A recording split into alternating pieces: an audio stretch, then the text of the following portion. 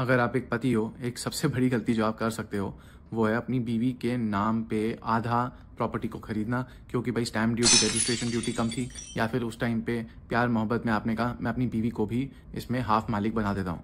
होता क्या है, मैं हस्बैंड को समझाता हूँ, अगर आपने ये किया, जब ये क्लाइंट है वो रिसेंटली कहता कि मेरी बीवी के साथ झगड़े चल रहे थे, केसेस हमने कर रखे थे, अब हम एक दूसरे को वापस ले रहे हैं। बीवी कहती है कि मेरी जो ये प्रॉपर्टीज़ हैं इसमें मुझे आधा मालिक बना दो, और पति कहता है कि मैं ये चीज़ करना चाहता हूँ क्योंकि मैं बच्चों के लिए I want to do this.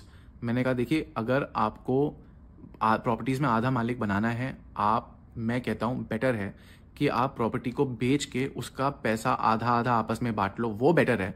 क्योंकि होता क्या है, स्पेशली अगर ईएमआई चल रही है प्रॉपर्टी के ऊपर, जो बहुत सारे केसेस में होता है, राइट, आप प्रॉपर्टी लेते हो, डाउन पेमेंट कर दी, ईएमआई पे कर रहे हो। अब अगर आपने बीवी को बना रखा है को ओनर, जबकि बीवी ने कभी पैसा भी नहीं दिया उस फ्लैट के लिए, अब होता क्या है, अगर डिस्प्यूट होता है ना, तो बीवी तो कभी जी ईएमआई भरती है नहीं।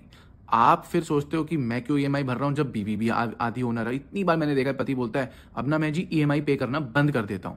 अब उसके बाद क्या होता है, बीवी तो ईएमआई पे कर नहीं रही, बैंक वाले जो है आपके पीछे आते हैं, पेनल्टी इतने गंदे लगाते हैं और इंटरेस्ट इतने लगाते हैं, और फिर इंटरेस्ट पे पेनल्टी और पेनल्टी पे इंटरेस्ट लगाते हैं कि जी 1 करोड़ का आपका लोन जो है वो एकदम से 5 करोड़ बन जाता है। उसके बाद बैंक वाले जो आपका फ्लैट है या जो भी प्रॉपर्टी है उस पर कब्जा करते हैं, आपसी के कल्यूजन करके आपके फ्लैट प्रॉपर्टी को आधे दाम पे ऑक्शन करवा देंगे। उसके बाद जो पेनल्टी और इंटरेस्ट बचा खुचा रहा उसके लिए भी आपके पास आएंगे और आपको पर्सनली अरेस्ट करवाएंगे, आपके बाकी के एसेट्स को टारगेट करेंगे।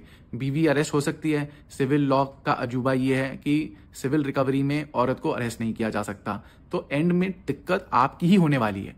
अब इसलिए मैं कहता हूं कि पैसा दे दो बीवी को हाथ में, वो बेटर है, बट कम से कम अपने गले पे ये फंदा मत लटकाओ। और अब अगर ये कर ही चुके हो और बीवी के साथ चल ही रहा है, उसका क्या सोल्यूशन है, परहैप्स मैं किसी और वीडियो में इसके बारे में बात कर लूंगा।